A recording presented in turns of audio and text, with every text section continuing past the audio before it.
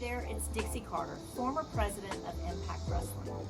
One of the greatest things about my time in wrestling was getting to spend it with the incredibly talented women that wrestled for us every week.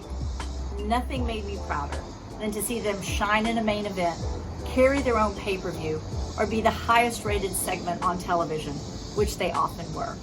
And today, women's wrestling has never been better or stronger. So to all the ladies competing in the Ring of Honor Women's Championship Tournament, I just wanted to say congratulations and good luck.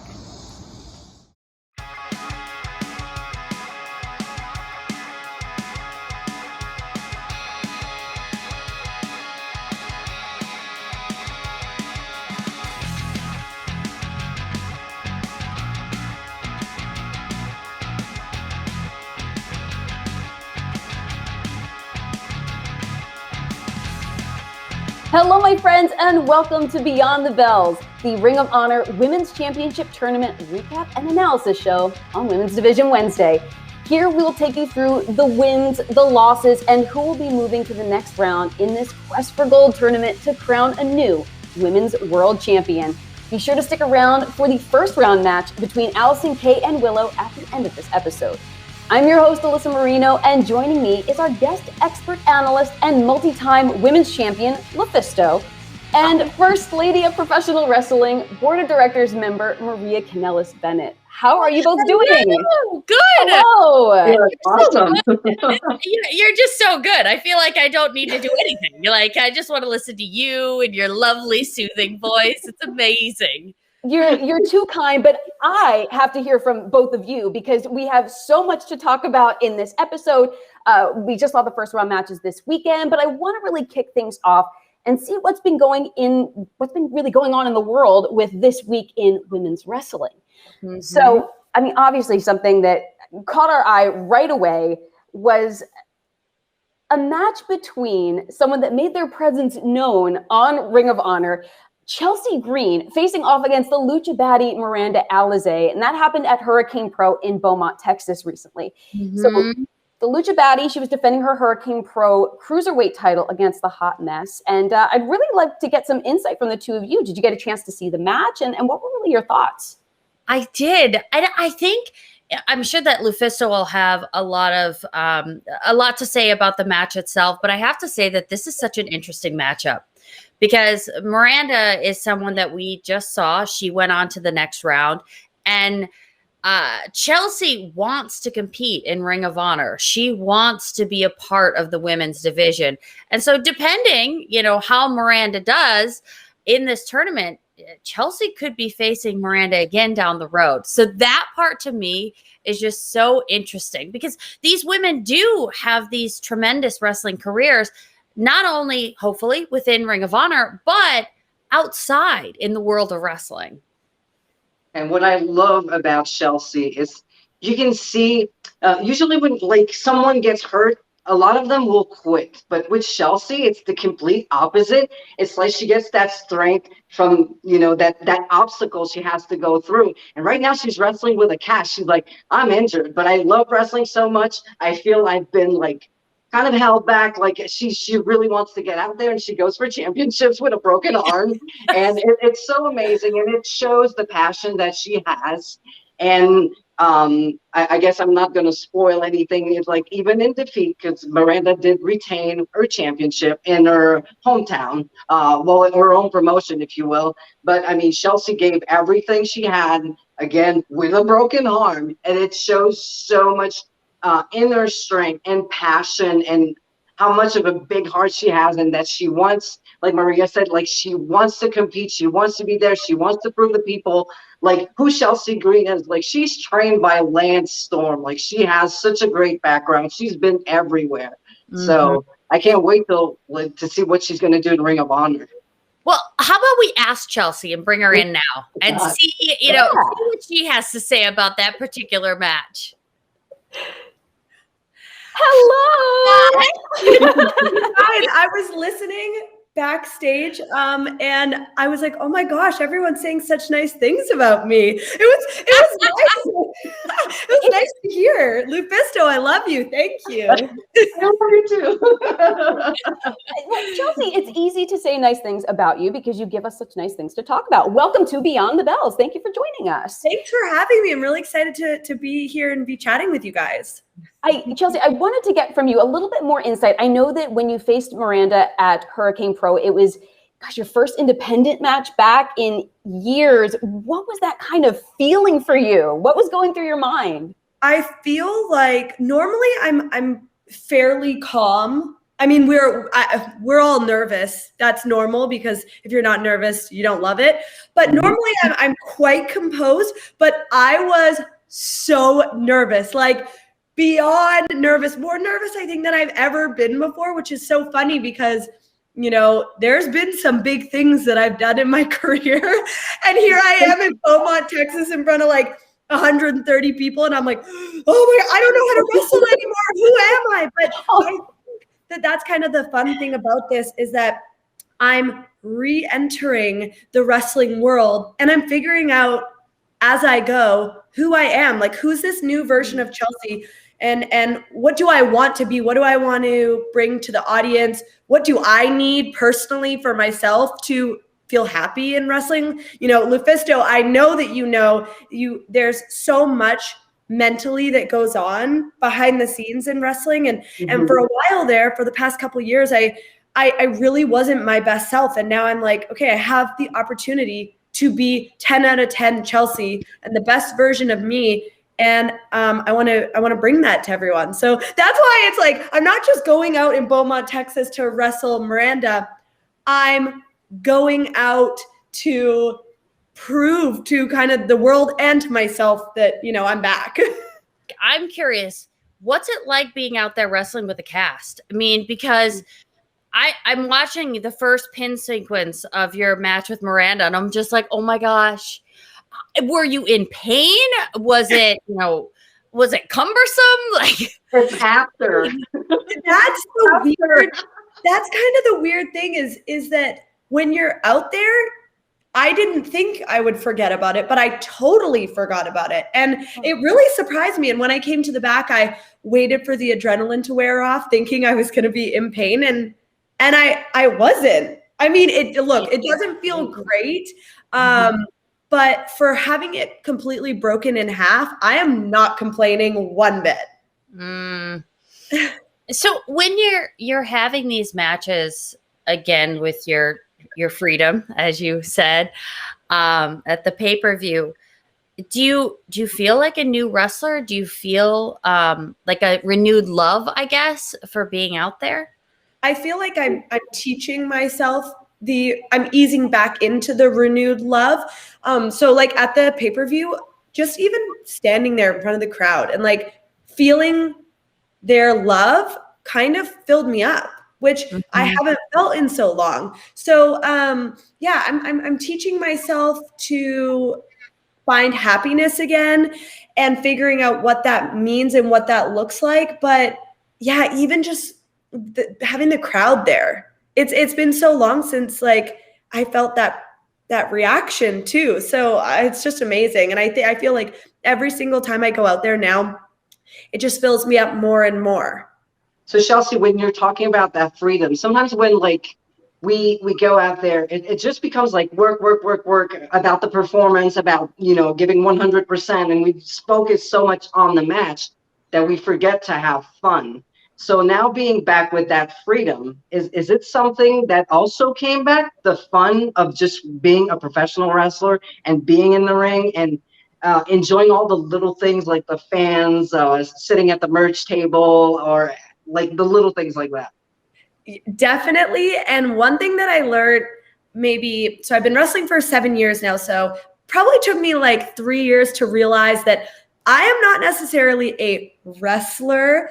I find joy in the acting side of things and the character and the talking and just putting on a totally opposite face than what people picture me as. And that's like why I dove so deep into my hot mess character. And for a while there, I lost that. And now everyone is like, here is a silver platter and you can do what you want because we trust you. And that's like, what? Wait a second, what? Everybody trusts me and you actually love what I'm doing? Like, I'm like getting excited just talking about it because the possibility of what the next few years can bring and what I can come up with is like endless. Well, and so, like seeing you backstage before you went out to tell everybody that you were here in Ring of Honor and just the nerves that came over you. I was like, stop, just know what you're doing. Just go out. I was so glad that you were there to tell me that. 'Cause I'm like, what am I even doing? I don't even know how to speak anymore. I've never. It's so funny. So cute, but so funny. So dramatic. That's very much me. Very dramatic. And then I'm like, as I'm talking, I'm like, oh yeah, okay, this is who I am.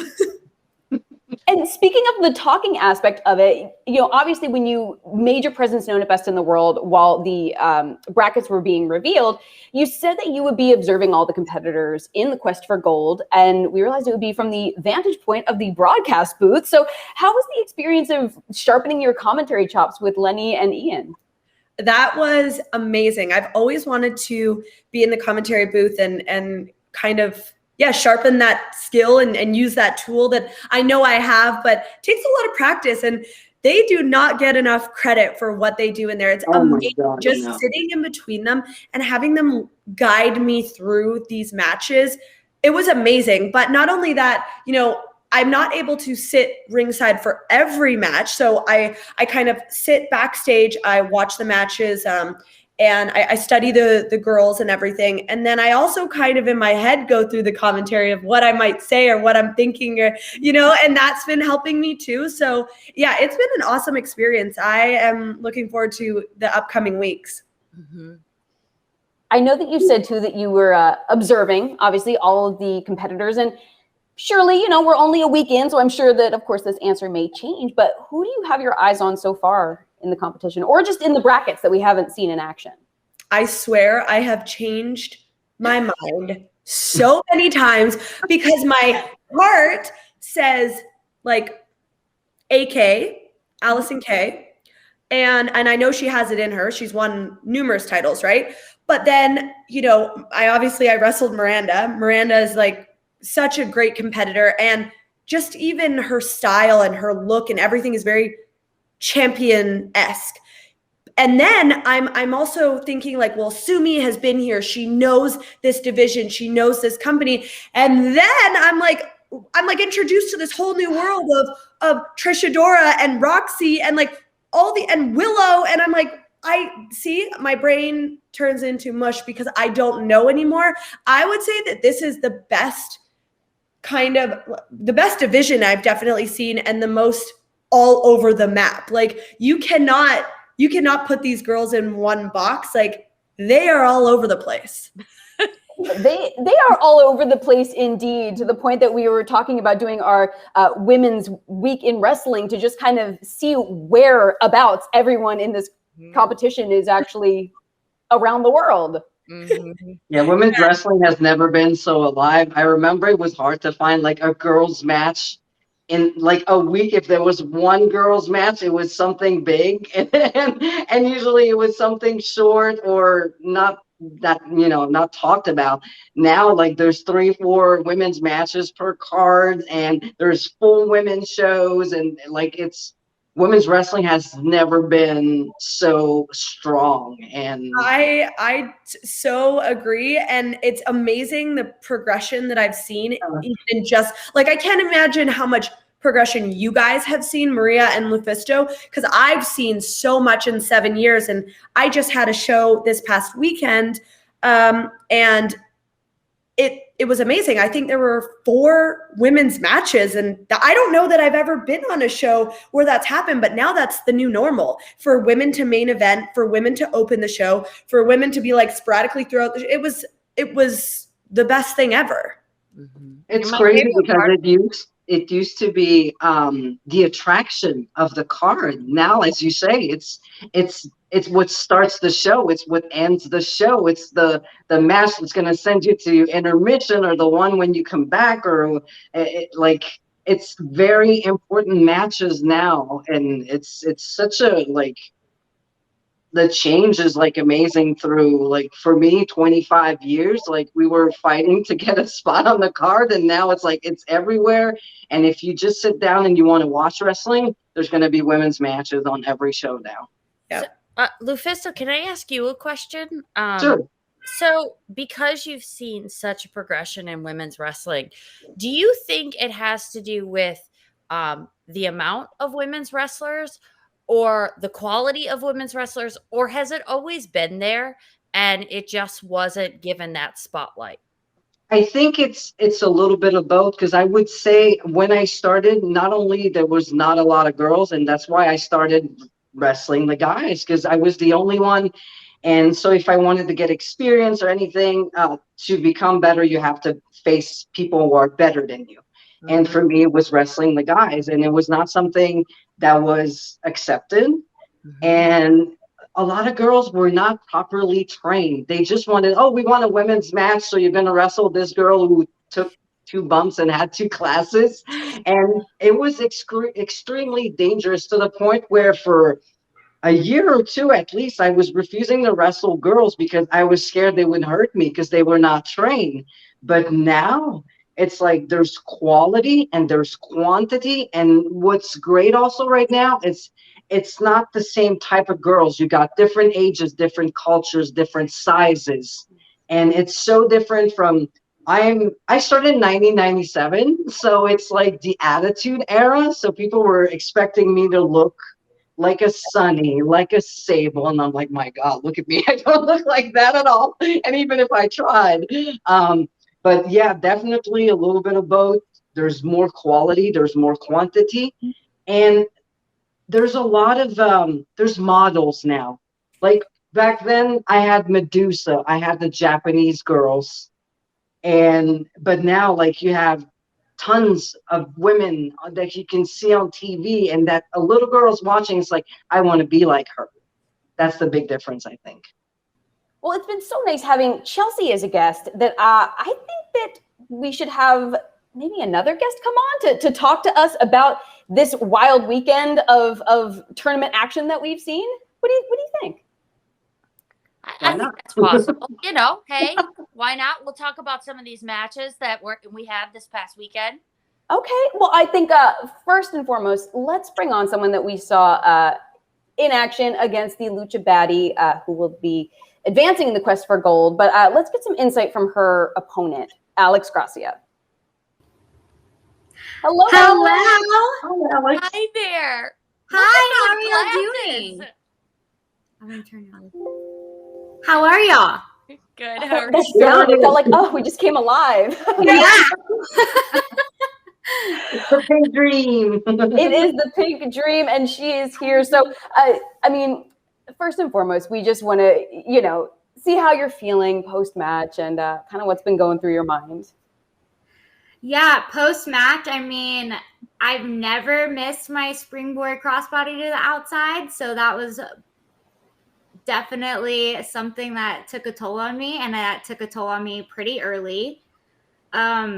It's definitely disappointing because I felt like I fought and fought and fought for my spot in this tournament, and I know that I have so much to offer and still do, but every single competitor in this tournament has something special about them, and they all have their own characteristics and their own strengths, and we're all so different. And I don't know, it was Miranda's day.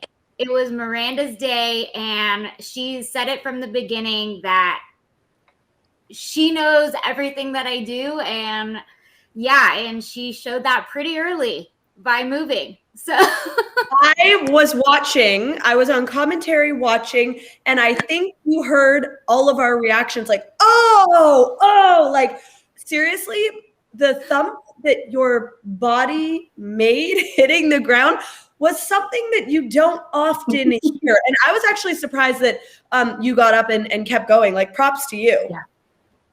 Yeah, it took a little time, but then I found my fight towards the end again. And yeah, just couldn't pull it through to the very end.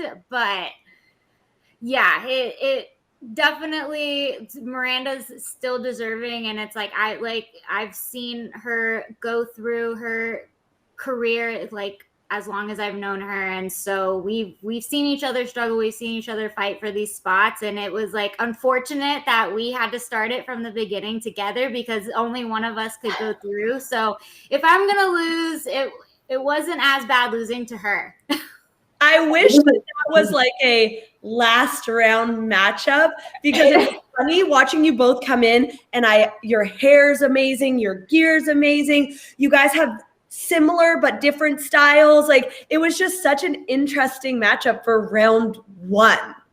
It was really crazy to see that happen. Like, man, I wish this was in the finals, but also really cool to be able to give the fans that match right off the bat.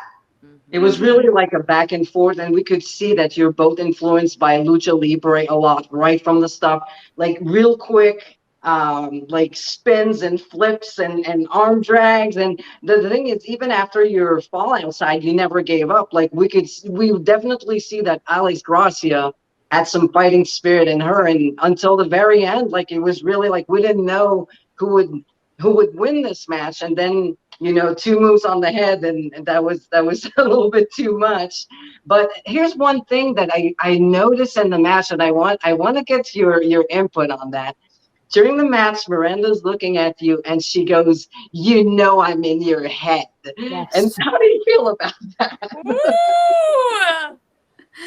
I know. I think it really is like just we have confidence in different ways. And again, when you just know someone personally, you know someone's strengths and weaknesses and you know their story. And it almost is that like pulling out that emotional and the mental side of it, because wrestling does not only take so much of your physical strengths, but your mental strengths to pull it through. And yeah, she was trying, and it still didn't get me until I was like, man, I made that big mistake. I just jumped and I hit the floor and I scratched.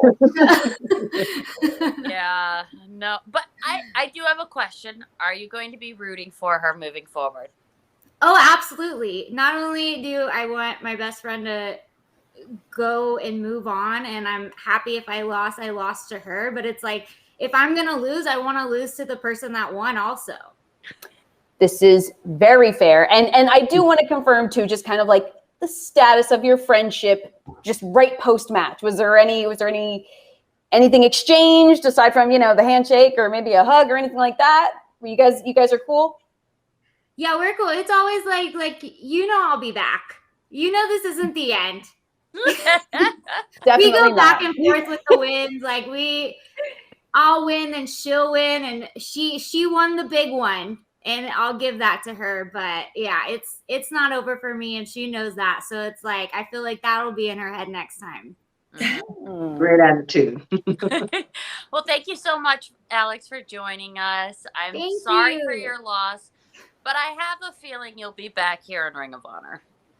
I would love to. It's been great. Like just even like walking out, I was like, this is something special. Just every single person there, kind of like Chelsea was saying, like there are people like you've wrestled before, but then so many names you've either heard of and then finally seeing them for the first time, or people you haven't heard of and seeing them for the first time. And you're just like, all this is out here. Yeah, we need to have our own tournament. Well, you said it best. It's all out there and it is all thriving right now. And I know we definitely have not seen the last of the Pink Dream. Thank you so much, Alex. Thank you. Thank you. All right, my friends. Well, we just heard from Alex Gracia. And of course, don't forget to stick around at the end of this episode to see more first round action from Allysin, Kay, and Willow. But we had more first round matches that we saw over the weekend. I'd love to get kind of your input on Maserati and Nicole Savoy. Lufisto, I think you should take this one. You've been in tournaments with her before. You may have wrestled once or twice. Twice, or 3 or 4 or 6 or 7. Who knows? No, it's the story I can tell you about Nicole, and It might make me sound bad a little bit, but it's the truth. I was at Shimmer, and Stefan Briere, who's Dave's praise that right-hand man, asked me, who do you want to wrestle? I'm like, who do you have? And he gives me that list of girls, and I see the name Nicole Savoy, like, who's that? So I go online, and I look at her, and I'm like, there's something there. So here's what I told Stefan, and like I said, it makes me sound like really bad, but that's really what I said. I'm like, give me one match with Nicole Savoy, and I swear to you, after this match, she is a star. And he's like, okay. And we had a standing ovation. And from that very match that she lost, she got hit with my burning hammer, so that was it. But after that, the people stood up, and I strongly believe that I'm gonna bury Horowitz myself. But seriously, no, Nicole Savoy was born that day, and I was so confident that she had it in her, and she was so shy. I remember she comes to me, it's like, yeah, so we wrestled. I'm like, yeah, we're gonna wrestle, and she was so scared, but so sweet. But I don't know, right from the matches I was watching, I could see something in her. It's athleticism, passion. You know, when you say somebody has it, I believe she had it. And I think from that moment on, hi doggies, she proved, like, she became the Shimmer champion. She won. I was just looking at the tournament she had. Like, she went through, like, I think like 13 or 14 tournaments, made it most of the finals, won 2 of them, including the Heart of Shimmer championship when it was first brought to the company. So yeah, Nicole Savoy is a star, and on top of that, she's a great human being. She's a hard worker, and yeah, I see her going very far in that tournament. I agree. She's my pick. I totally agree. And you know what? Like, now that I'm thinking about this, I forgot to say her name while we were talking, but she is a shoo-in to become a champion, because and especially in a women's tournament, because Shimmer is her home. So she's used to this competition. A lot of girls are on shows with mostly men, again, very like male dominated industry, but Nicole thrives in all female situations. She knows how to stand out and, you know, what moves to bring to the table and things like that. And she was one person that I was very nervous to meet coming into the wrestling world. And she's like the nicest human ever. Like, I don't want to get in the ring with her. Okay, so I'm not saying that, but behind the scenes and in the locker room, she's such a great human being. It was interesting seeing the contrast between her and Maserati, because Maserati was just trying to like get little digs in, just she's like a little spitfire. Yes, and I think that's because she comes from the street, and so she knows if you can break a person down in that way, get them off their game a little bit. But you know, Nicole's been doing this for so long that, you know, that kind of nonsense doesn't really affect her, but stepping on her shoe, that did bother Nicole. Well, and I think it's so interesting that you say that too, Maria, because there was so much talk about Nicole Savoy kind of leading up to the tournament. I know Lenny Leonard had said in the town hall that she thrives in the tournament environment. She had said herself that she does not tolerate crap talk and she will shut it down. So I think that all of these factors are things that we actually saw come to fruition in just even this first round match. And, you know, Lufisto, I think it's so awesome to hear from you too, because just, I think last week, Nicole was featured on the ROH Strong podcast, and she talked to Kevin Eck about just the past year and, you know, fandoms and her prior ROH experiences and so much more. So be sure to check that out wherever you get your podcasts.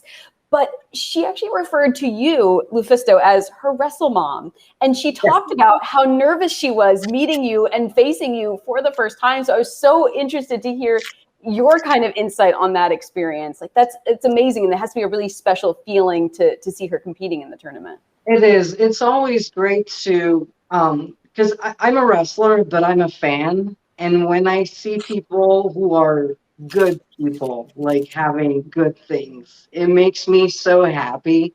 And, Nicole always refers to the trifecta, like, oh, she was with Shayna Baszler and Mercedes. But I think she's so important on her own that, yes, we need to, set her apart and not to forget the other two, of course, because they're amazing.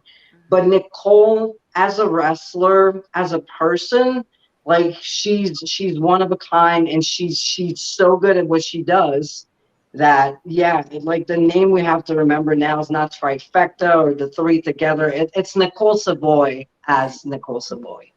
I think Yeah. people will definitely remember her name after this match. And I think they'll remember Maserati's name as well. And she has some tremendous athleticism. It just wasn't her day. And I think that she's going to have to get a lot more experience, even though she is a champion in her own right. Maserati is the FSW champion right now. And, she holds that title proudly. But at the same time, when you go up against someone like Nicole Savoy, who has been in this environment, is also trying to break out in her own right, I feel like that was just a hurdle that was much too big for Maserati. And One thing I want to give to Maserati, like when I saw the pre-match interview, I was like, oh, she's got an attitude. But I'm always like, is she going to bring that attitude in the ring? 'Cause sometimes they talk, but they don't walk the walk. But her, Yeah. whoa, did she walk the walk? Oh, yes. Oh, With yes. the hair and everything. Oh, man. Yeah, she was like, okay. Yeah. And Maria, I'd love to hear more from you too about kind of just some of the interactions with Maserati, because she was very vocal about how she felt about the women's division and how she was going to, I believe she said, rebuild it in her name. Yes. What was that personality kind of like to deal with throughout, So there's a lot of different personalities in this tournament, and that's something that's great about it. It's nice to get all different kinds of styles, attitudes all together, but it can be troublesome when people try and take over a little too much. But at the end of the day, it's not about what you say to me or what you even tell your opponent. What really means something is who wins the match. Yeah. And so no matter what somebody comes at me with, and I tell this to all of the girls, please bring any complaints or any, anything that's going on, bring it to me. Because I know that I'm not going to be wrestling in this tournament. It's not my job to go out there and do that.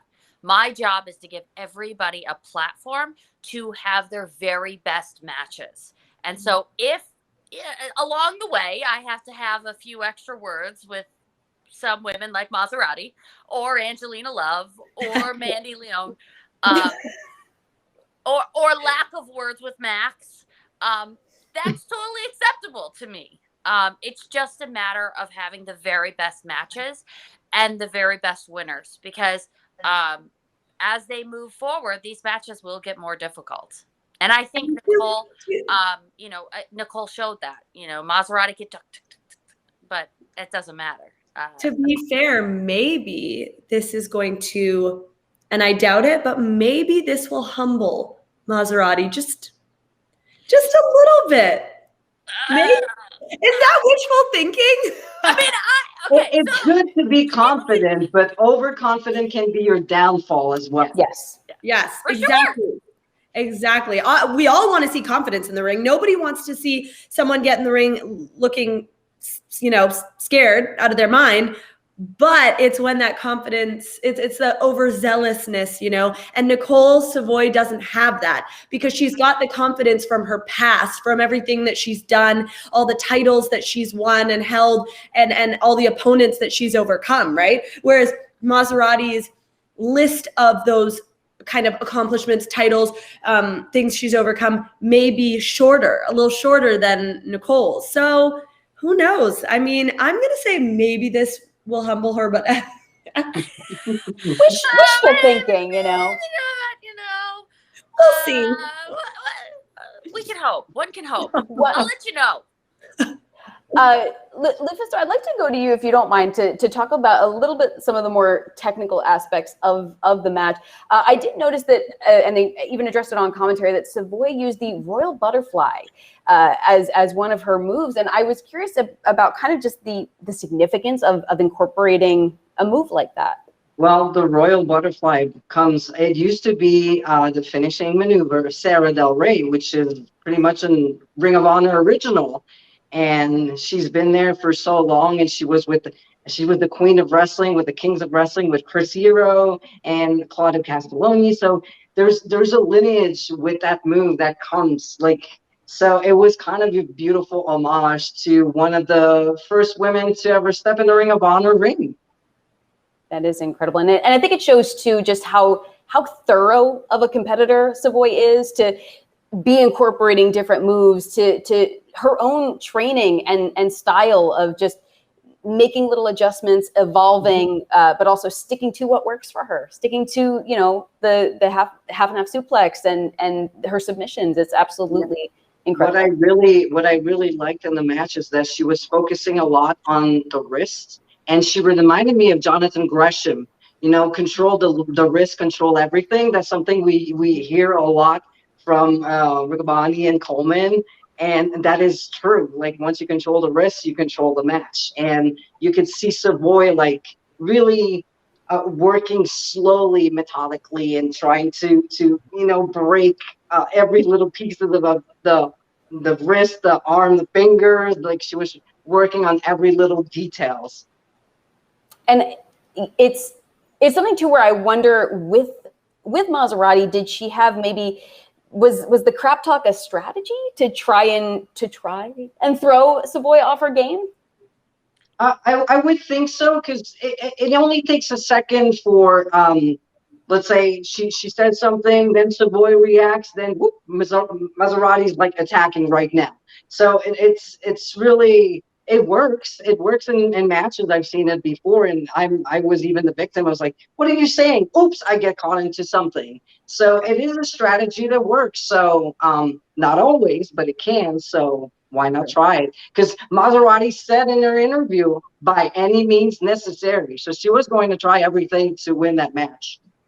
Yeah, and Maserati did put up a very strong fight, but as we did see, Savoy advanced, and we have our first real official quarterfinal match between Savoy and Miranda Alizé. How do you think Nicole has to go about kind of preparing for this? Ground her. She's going to try to use all her lucha move, because Nicole's taller. Yeah. And she's also fast. So she's going to try to use a lot of lucha style moves, I think, to surprise Nicole. But if Nicole can keep her down, I think that's the key to win the match. Yeah, that's an interesting matchup of levels, right? Like the opposite levels, and speed versus Nicole, slow, methodical, on the ground. So that's interesting. Well, how about Nicole did some MMA too, so she's a good striker. So yeah, Nicole can do a lot of things, and she's also more experienced. So I think that experience is going to come in hand there. And when we were talking about confidence, Miranda comes out as somebody who's very, very confident.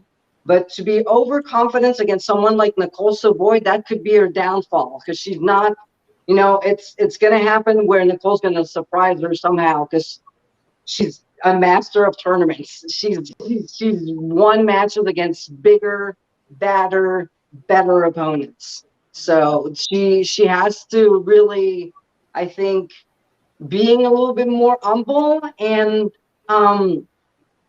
she's not used to study her opponent, but when it comes to Nicole, I strongly suggest to study and watch matches and try to find loopholes. Well, I'm thinking that maybe Nicole might be paying attention to what we're saying, and I'd actually love to hear from the Sacramento Suplex Machine herself. So let's bring on Nicole Savoy. Oh my God. Let's go. Okay. Oh my God. I was like, I think I'm just gonna take notes of my match while I wait. So We are so happy to see you. Hello, hello. Can I just say one thing though? My phone. Can I say one thing though? Hi, Mom. I haven't seen you in a year. I miss your face. I miss you too. Lufisto's my wrestling mom, so I just wanted to say that. So.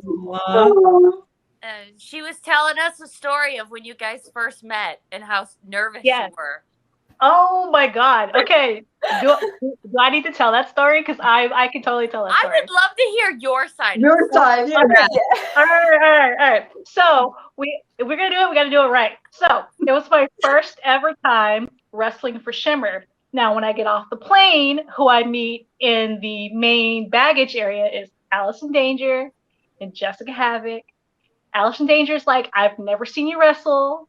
And there's a lot of good women who come from California, so this will be fun. So I'm like, I'm already nervous. I'm like, oh my God, Shimmer's tomorrow.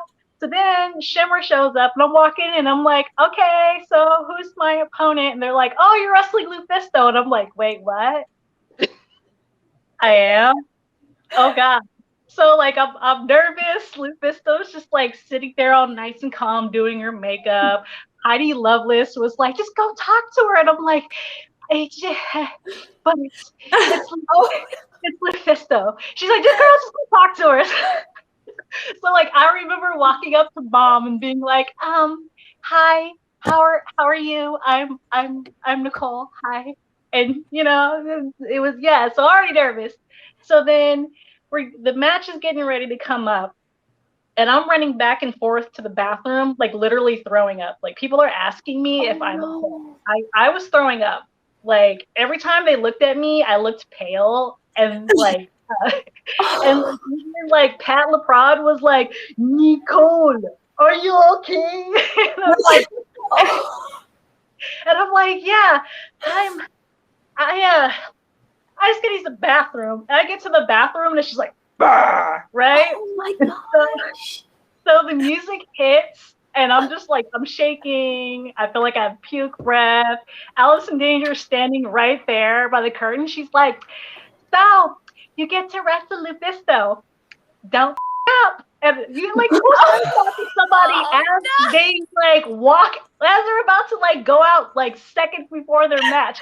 And I'm already like, wait, what? I like literally wanted to puke as I was out there, but I couldn't. I had to kind of keep that part down. But yeah, and then Lufisto comes to the ring and I'm like, I'm about to die. Like, I'm like, oh my God. That's amazing. That is amazing. I think Shimmer was even chanting like Lufisto's gonna kill you, and in the back of my mind, I'm like, yeah, I already know this. Duh. Thanks. Well, there might not be anything worse than that chant. Like it doesn't matter if you're babyface heel. When someone says that, you're like, yes, I know. I know. Thank you for the information. Yeah.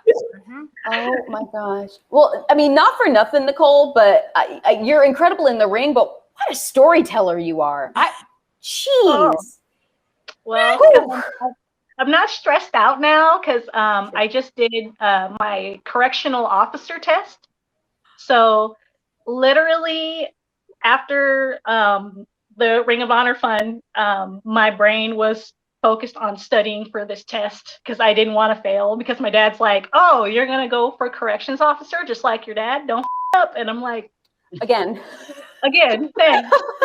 So literally I've been studying like leading up to my test that was earlier this week, and I'll find out hopefully, or last week, and I'll find out hopefully this week or the next whether I passed or not. So oh my gosh. Yay, Yeah. good Well, luck. good luck. Yes, good luck to you.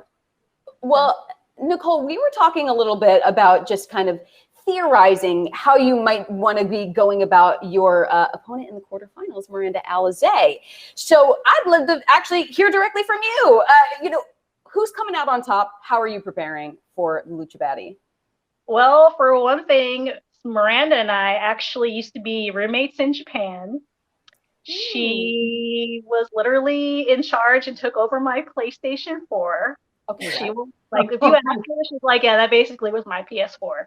But like, we trained together and we've also wrestled with each other. We did a lot of tag matches and stuff. So I'm very familiar with her style. And then you hear a dog, I'm very sorry. He's spoiled, so he's probably crying in the background. Okay, mine already were barking too, so you're not alone. So, but yeah, so like, I'm already very familiar with her style. I know she's fast. I don't want her to get in the air, and I don't want her to be fast. So my game plan is to keep her grounded as much as possible. Oh, we knew it. We called it, didn't we? Good. Glad we're all on the same page, you know. I don't want like her to be jumping everywhere. I get no, like stay put. Stay on your feet. Exactly. Nicole, you actually talked a little bit, we were able to catch up a little earlier about kind of different tweaks that you've made to your own training regimen. And I'm wondering how, if you can share some of that with us and how it's kind of served you in your first round match. Well, since I do a lot of suplexes, I had recently incorporated calisthenics. I actually found out about calisthenics via the internet because my niece does gymnastics and my sister wanted me to train her. And I don't know how to train a gymnast. I've never done gymnastics. I can't flip. As you can tell from my matches, I don't do moons. So I had to find ways that I could help my niece get stronger. And while I was doing that, found calisthenics and was like, you know what? I'm going to do this with my niece. And it's definitely helped, as you can see with all the suplexes. I mean, Sarah Del Rey's Royal Butterfly, I paid homage to her and I did that. And that takes a lot of strength. So, yeah. You talked about how that actually helped work a lot on your core. So you could definitely see that. Oh, yeah. It was a lot like, and it's crazy because with the programs that I found, they did like a lot of have like a lot of abs and like a lot of like rounds and stuff. So it would be like, oh, okay, you're gonna do 40 crunches and then get up and do like 50 burpees and then get back down. You're gonna do like 60 push-ups and a whole bunch of this ab stuff. And then you're gonna have a 2-minute rest and then you're gonna do it all over again. So Ew. So that definitely strengthened the core. Like I'm not much of a runner, but I was a runner, but now I'm 35, I don't really like to go running, but running is not so bad because I have a strong core. Definitely helps. Oh yeah. Well, Nicole, it was so great having you on. Thank you so much. I don't know if anybody else has any more questions. Anything? No? Good. Well, Nicole, Chelsea, my brother says hi. Sorry. Oh, my brother, like, my brother, no lies, my brother is so in love with Chelsea. He was like, who's your friend on Instagram? And I was like, what are you talking about? And it's like, he showed us a picture of Chelsea, and I was like, oh my God, Chelsea? Like, Oh my gosh. I loved it. She was telling me that story in the locker room. I'm like, this is amazing. Like, keep telling me people think I'm beautiful and amazing. It's something about the Williamson men that, like, when I got into pro wrestling, they're all like, oh man, your friends are really good looking because my dad loves Mia Yim and now my brother loves Chelsea. So it's just like, I love it. It's so good. Tell them I say hi. What's up? I will. I'll let them know. That is too funny. I'm glad we got a little bit of insight on that too, because I'm like, wait, your brother says hi? What? Okay, so that makes way more sense now. Well, Nicole, we wish you so much luck going forward in this tournament, and thank you so much for chatting with us on Beyond the Bells. Thank you for having me, and bye. And I love you. Bye. Bye. She's great. Well, it was so great to hear from Nicole. Be sure, my friends, that you stick around at the end of this episode because we will be showing another first round match, Allysin Kay versus Willow. But we have one last first round match to talk about from this weekend, and that was the prodigy, Roxy, facing off against 20-plus year veteran Sumi Sakai and coming out victorious. Like, what a moment. And did she get I mean, Yeah. Sumi stretched every part of her, and I think like destroyed her lower back in the process. Yeah. And in the end, it was like again, it was a back and forth match, and somehow, I think as she was going for a kick, Sumi caught the leg, but Roxy was quicker into rolling into a sunset and actually sit on top of Sumi, and she couldn't get out. 1, 2, 3, and that was it. That's all she needed. Such a veteran move from such a newbie.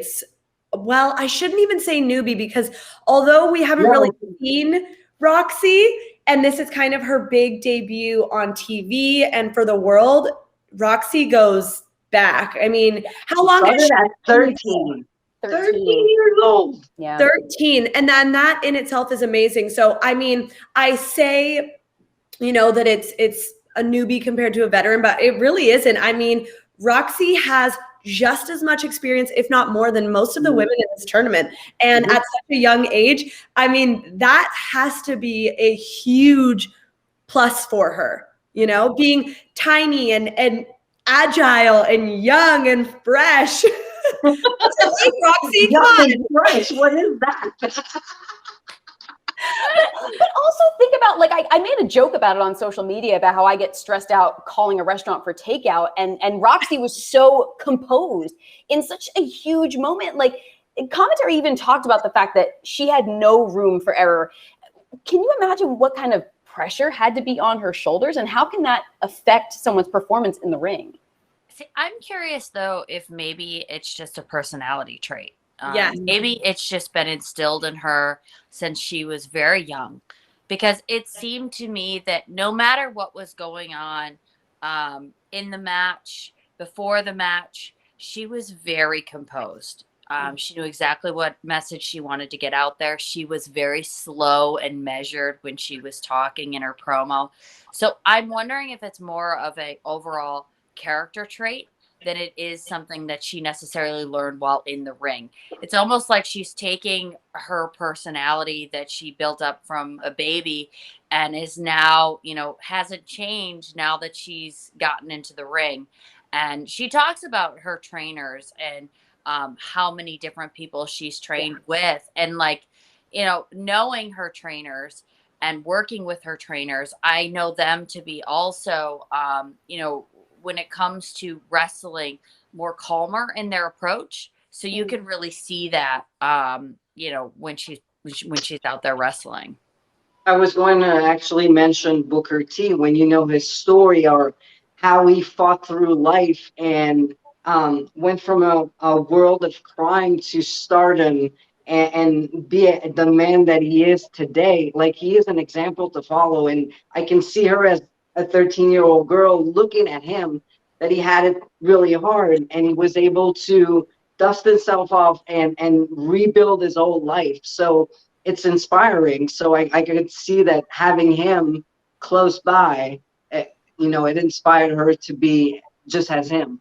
Yeah, and I think that mindset and that kind of personality trait or whatever it is that Roxy has is exactly what a champion needs. I mean, you cannot get flustered easily as a champion, because you're going to be facing, look at this division, you're going to be facing people from all over the world with all different kinds of styles. And I really think if there's anyone that can hold that title up and be able to properly defend it against each and every woman, it might be Roxy.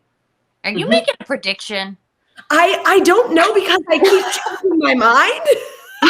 And now that we're talking about Roxy, I feel like I'm leaning towards Roxy, because I said this to you earlier, Maria. I see shades of my best friend, Deonna Purrazzo, in Roxy. Deonna Purrazzo, we saw her a lot on Ring of Honor, and we saw how slow and just relaxed she was in the ring. And when I was watching Roxy, I swear it was like a carbon copy of that same, je ne sais quoi. I don't know what it is, but there's just something that those two have. And I really think that this is Roxy's breakout moment, and I don't know if she's stoppable. Now, I just have a question about the placement in this tournament, right? So her first round match is against Sumi Sakai, a 20-plus year veteran. Did this just take so much out of Roxy going into her, subsequent matches throughout the tournament, however many more she may have. We do know she's advancing. Or do you feel like she just got one of the hardest competitors out of the way first? So, If- sorry. Go ahead. Roxy wrestles all the time. And that's actually something that they mentioned during this match. The commentators mentioned is Roxy has had a ton of matches this year, whereas Sumi has not.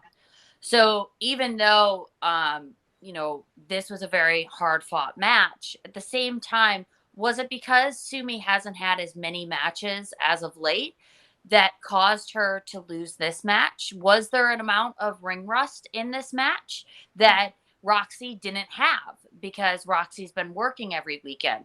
Because the women's division in Ring of Honor has been on hiatus. There hasn't been any women's matches. So Sumi hasn't been wrestling anywhere except for on Women's Division Wednesday. So did that have an effect? I don't know. But I think that Lufisto can talk more to, does this kind of match take it out of you so early in the tournament? It can, but I think in Roxy's case, like if I go back to or pre-match interview, she was saying, I think the fans have more, they trust me more than I do myself. Yeah. And I think with this win now, Roxy can look at herself in the mirror and say, yes, I can do it. And she doesn't need approval from the fans, from anybody at ROH or whatever. She knows now that she can do it because she beat a former Ring of Honor women's champion. And one thing we must say, like the last person who won a tournament for the Ring of Honor championship was Sumi Sakai, and she goes in first round. Like that has to be a confidence boost. Now, what she has to do is rest. And once again, I know she's already doing this. She studies her opponent. She watches tapes. She's really a student of the game. I don't think that Roxy takes for granted the hard work wrestling needs to become a champion. Like, yes, people, and how she mentioned, people call me the prodigy. I did not choose that name. She's modest. She knows her worth, but she's still, she's confident, but not overly confident. Mm-hmm. But now with the 1, 2, 3 on someone like Sumi Sakai, I think it's going to give her that boost that goes like, I can do it. I went through a multi-time women's champion, the former Ring of Honor women's champion. I can go the next round and do the same, and I can go to the other round and do the same. Mm-hmm. Yeah. Well, speaking of the next round, we're either going to be seeing Roxy against Quinn McKay, which was recently announced that she got her ticket to gold after the fans voted Quinn it to win it, or she's going to be facing Mandy Leon. So how does this kind of shake up for Roxy based on those potential situations? That's very polar opposite. Mm-hmm. I have a question. In the first round, Angelina Love is not allowed ringside. Will she be in the second round? She's not allowed ringside in any match. Okay. Very I like important. that that's the question, though. That is like the key question of, how is Mandy Leon going to fare? Well, potentially because against Roxy. then really Roxy has to have eyes in the back of her head. Yeah. Mm-hmm. Is what Lufisto's getting at, I think. Yeah. Mhm. Yeah, and that's why I banned them from ringside in each other's matches, because then you're not facing one opponent, you're facing two. Yep. And even if the person doesn't, grab you or interfere in that way, they're constantly out there in the back of your mind. They're talking shit to you the whole time. They're instigating.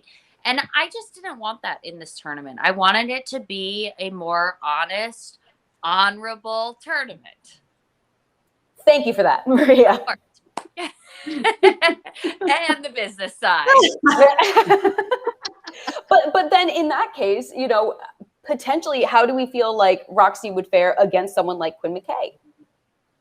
Well, Roxy has more experience than Quinn McKay, I think.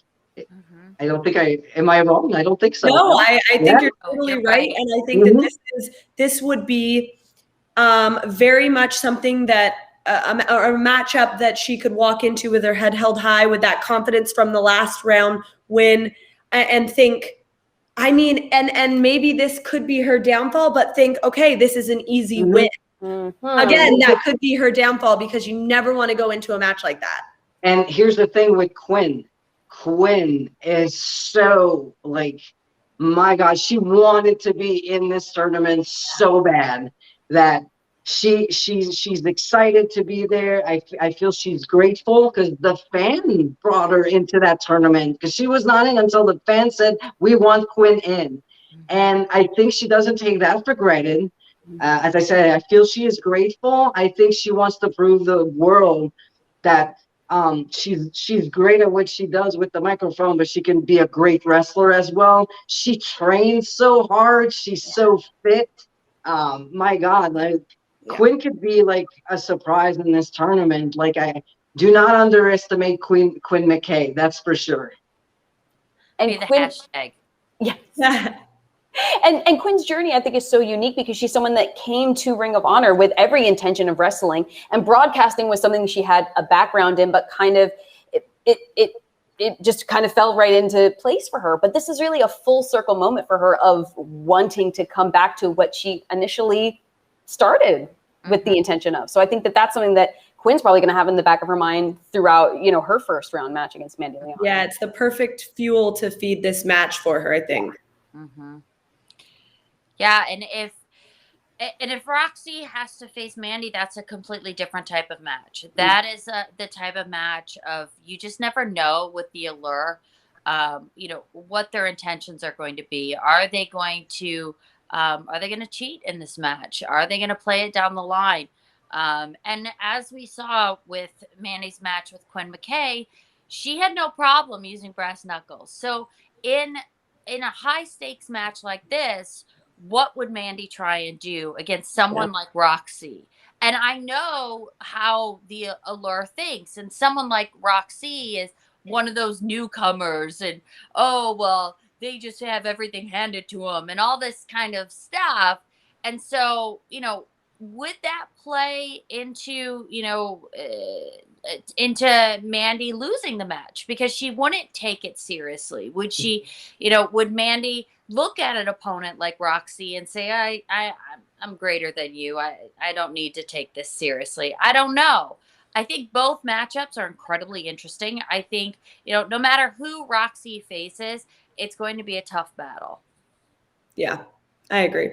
It definitely is. And there's so much more action to come in this tournament, which is what gets me even more and more excited, because we've barely scratched the surface, my friends. Well, honestly, I want to thank you all so much for joining us today. So Maria, Lufisto, Chelsea, thank you for hanging out with us. It has been an absolute pleasure. This has been so wonderful. So do we want to give any last minute kind of just reflections on the weekend before we say goodbye? I really like how this tournament is starting to turn out. I think that all these women are incredible. It's nice that the spotlight is being posed on women right now. But I'm incredibly excited to see this next matchup of AK versus Willow, because I've known AK for a long time. I've watched her just get better and better in the ring. She has so much experience.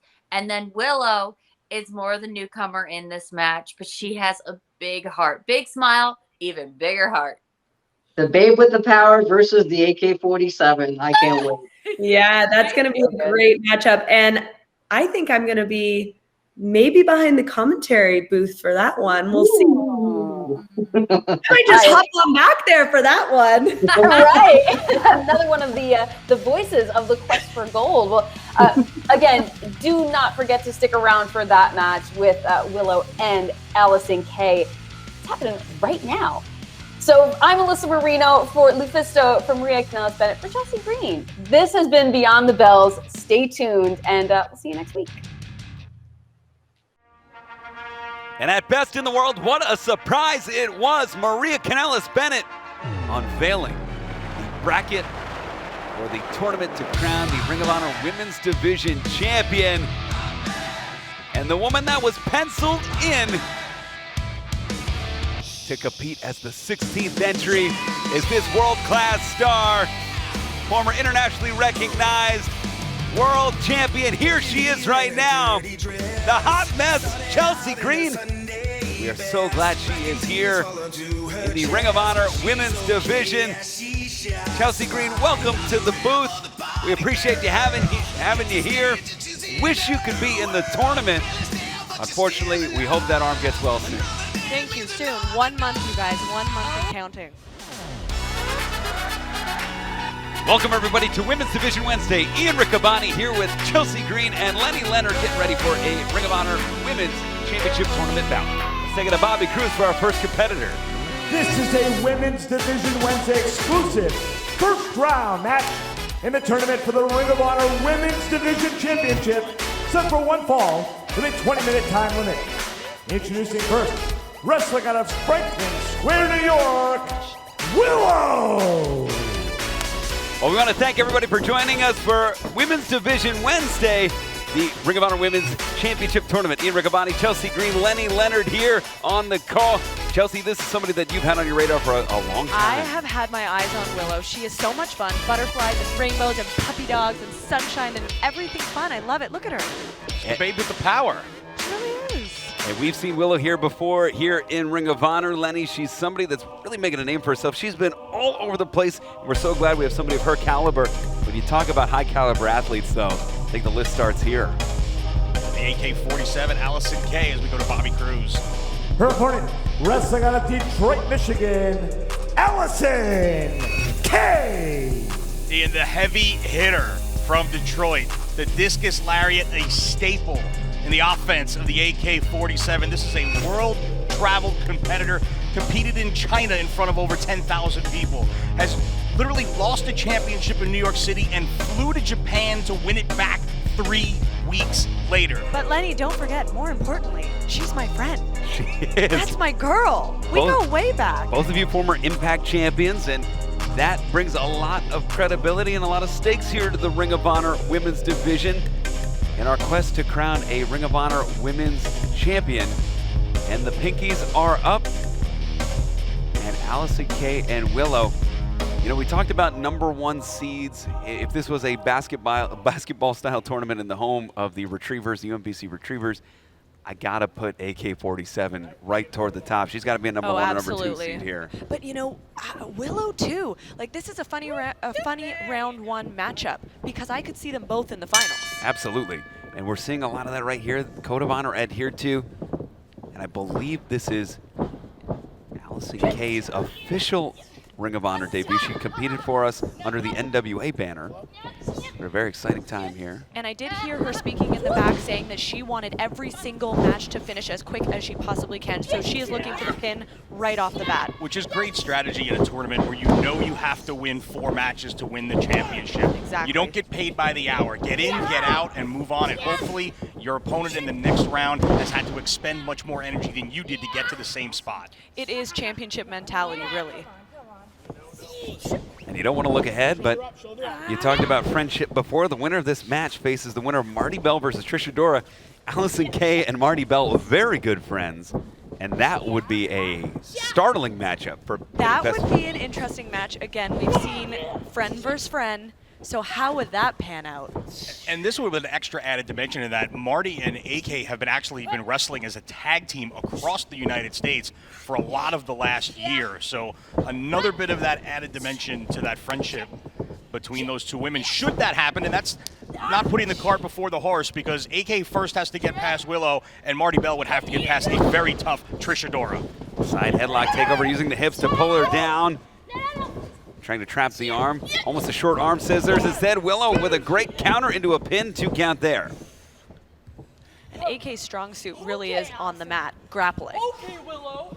I see what this is. Okay. No, I see you. One of the things I like about Willow is unrelenting positivity. She is somebody that's always got a smile on her face, but she is always determined. Don't let that smile fool you, because she can go in and grapple with the best of them. She can be a powerhouse when she needs to be.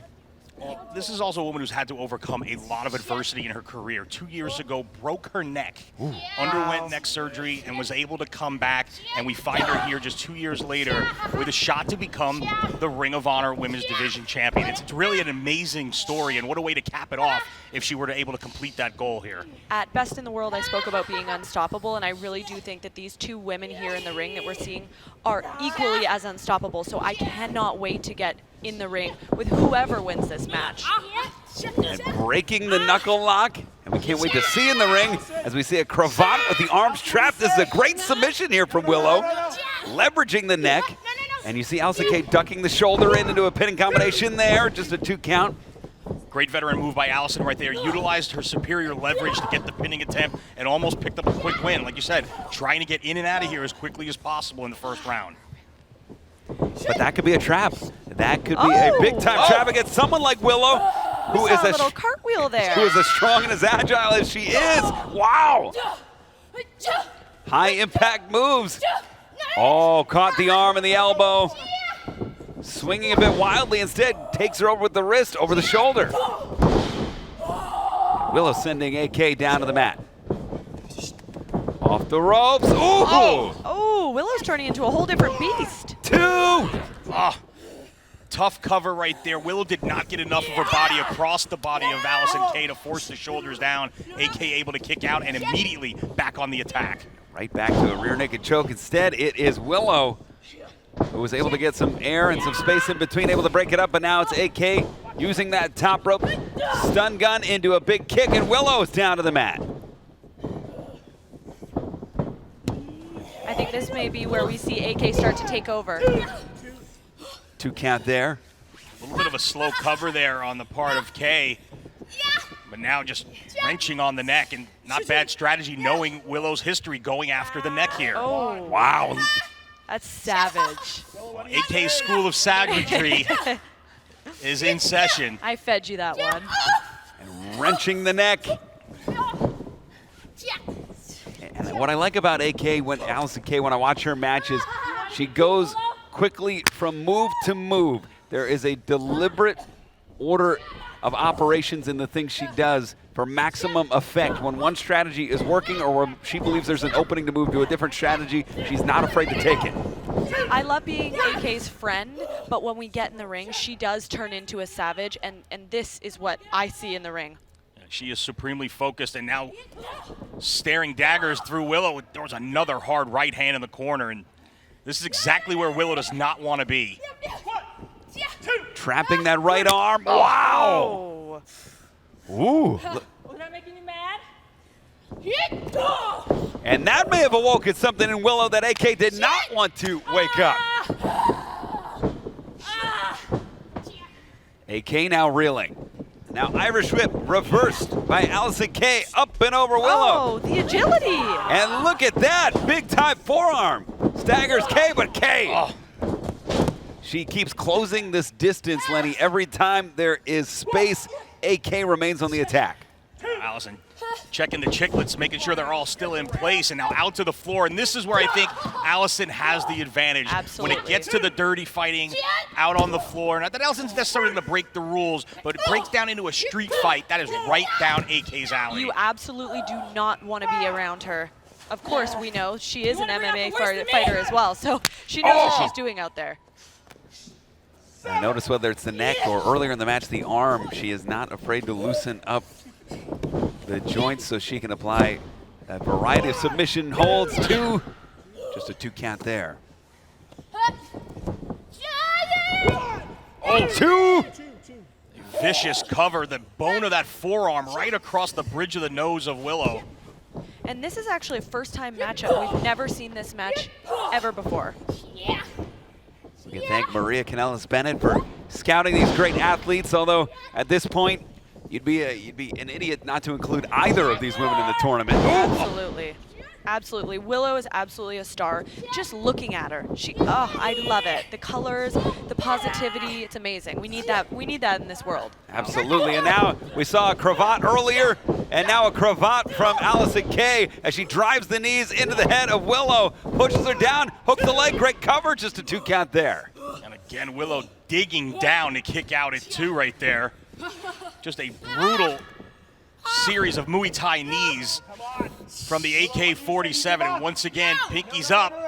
Hand to bicep grip, the pressure of that point of the wrist onto the ear to disrupt the equilibrium. It's going to make it tough for Willow to get up here. Still some fight left in Willow, but oh. And I almost wonder if she allowed her to get back to her feet or vertical base because she knew she had leverage to send her right back down. That is very much an Allysin Kay move. Yeah, you do. Oh, look at her just taunting her. Get up. Oh! Okay, okay. Come on, come on. Come on, another one. Yeah, yeah. Whoa! And it's on. It's Willow and it's Allysin Kay. Creates space. Willow ducks onto the right. Oh, double kick sends both women to the mat. This is going to give both women time to just breathe. Breathe. It's an opportunity, though, for one of them. Whoever can get to their feet first is going to have a very definitive advantage here. Who's it going to be? 4. You know, my bet might be on Willow right now, only because as this match goes on, we see her dig deeper and deeper. 6. And I know Allysin Kay has a lot of moves in her repertoire, but Willow has successfully absorbed almost all of them at this point. Absolutely. We still haven't seen the DVD out of Willow. We haven't seen the gut wrench, sit out, powerbomb, all these things that she has in her arsenal. The Babe Breaker and the Dangerous Babe Bomb. Yep. Ooh! But Allysin hasn't thrown the Discus Lariat yet either. Okay, true. Come on, AK. Whoa! Oh, sends her down with a big lariat. Wow, and it's Willow. A flurry of violence from Willow. Slams her down. What a spine buster.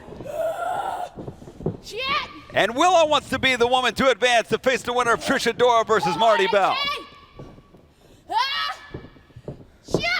Wow, shotgun drop kick. Hooks the leg. 2. Wow. Barely that close.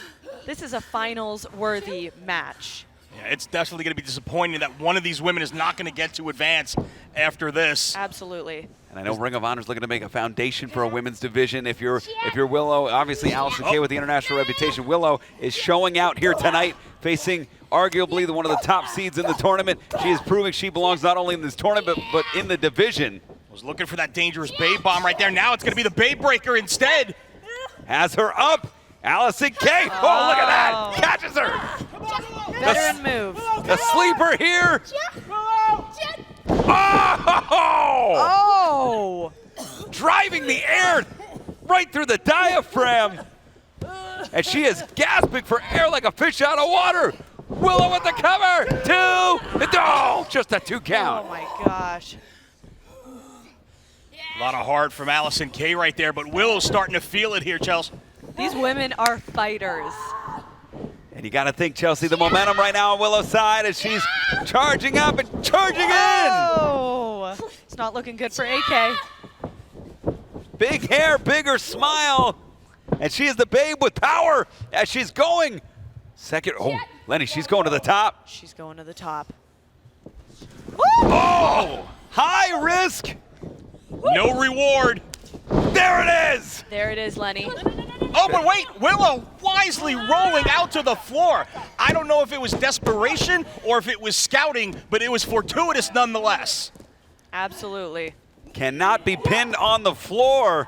And maybe was hoping to get a little bit of a rest, but that is what the Allysin Kay we're talking about, who did not let her create that separation, stays right on top of her, trying to bring her back in the ring. Has to immediately go for a cover here, you're thinking. Oh, wait a minute. It's a cradle 2 and 3. Oh, just a 2 count there. Oh, just a 2 count. Dazes Allysin Kay. For the Babe Breaker again. Allysin was able to escape once before. Another counter. Looking for the Kimura. Has it. Oh, she's got her. That's it. The winner of this match by submission, advancing to the quarterfinals of the tournament, Allysin Kay. And this match was everything as advertised and then some. Willow with an amazing performance, coming up just short but nothing to be ashamed of as she goes down at the hands of AK-47, Allysin Kay. That's my girl. What, is she your pick right now, Chelsea? She is absolutely my pick. It would be crazy to name another name. She is my pick, Allysin Kay. Got to be one of the favorites here, Lenny. Well, nothing for Willow to hang her head about here for sure, but the AK-47, Allysin Kay, is focused and looking as dangerous as I've ever seen her. Pinkies up, there you saw it. Allysin Kay will face the winner of either her best friend Marty Bell or Trish Adora in what should be another amazing encounter. Allysin Kay. What's going on here? Outstretched hand here of Willow. Code of honor at here too. We love to see it. You do love to see it, and you love to see Allysin Kay moving on to the round of 8 to the quarterfinals. Lenny, Chelsea, we thank you once again for joining us, this time on Women's Division Wednesday. And fans, check out the tournament. It continues this week on Ring of Honor Television. So for Lenny Leonard, for Chelsea Green, I'm Ian Riccoboni. Thanks for joining us. Happy wrestling, everybody.